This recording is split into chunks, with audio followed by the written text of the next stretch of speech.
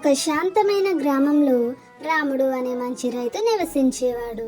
అతను తన కష్టపడి పంటల్ని చూసుకోవడం మరియు దయతో సహాయం చేయడం కోసం ప్రసిద్ధి చెందాడు.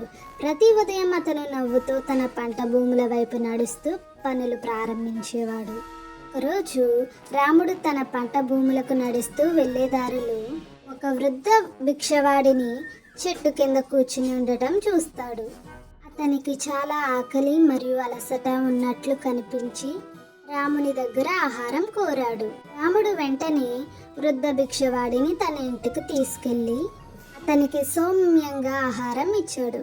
రాముడు తన పంట నుండి తాజా బ్రెడ్ మరియు పళ్ళు తీసుకొని భిక్షవాడికి ఇచ్చాడు. రాత్రి సమయానికి గ్రామంలో భారీ వర్షం మరియు పిడుగులు పడ్డాయి. పంట భూములను కాపాడుకోవడం కోసం రాముడు ఆలోచించాడు. వర్షం తరువాత రాముడి పంటలు అతన్ని ఆశ్చర్యపరిచాయి.